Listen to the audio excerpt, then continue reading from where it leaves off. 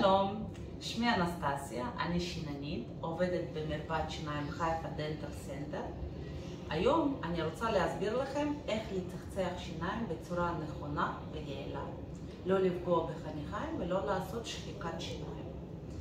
קודם כל בוחרים מברשת שיהיה נוחה לאחיזה, ראש קטן, סיבים רכים, סוף אקסטרה סוף, ומתחילים.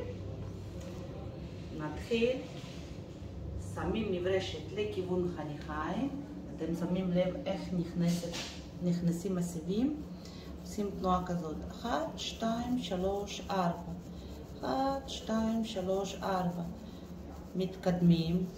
למה סופרים? כדי לא לפספס שום אזור. אנחנו מצחצחים שיניים עד הסוף.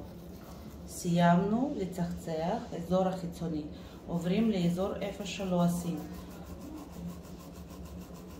עד 5, עד 10, עד הסוף. אתם רואים מה אני עושה? מכניסה סיבים, מצחצחת אזור אחורי. עוד פעם.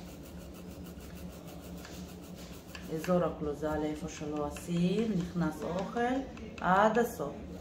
עכשיו אזור הבפנים, שמה לכיוון חניכיים 45 מעלות, עושה אותו דבר, מתקדמת לאזור הקדמי, הופכת מברשת ועושה תנועות כאלה. מאוד חשוב, מאוד חשוב. ועוד פעם מחזירה ומסיימת. אותו דבר אני עושה לסת עליונה.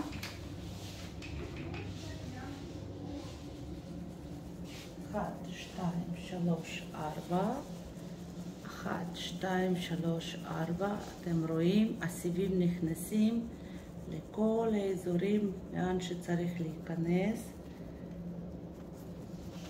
עד הסוף, הופכת מברשת, עושה את זה עד הסוף. עוד פעם, עושה פה, איפה שלא עושים, תנועות כאלה, עד הסוף. אותו דבר צד שני. סופרת כל הזמן כדי לא לפספס. עכשיו בפנים. שמים לכיוון חניכיים.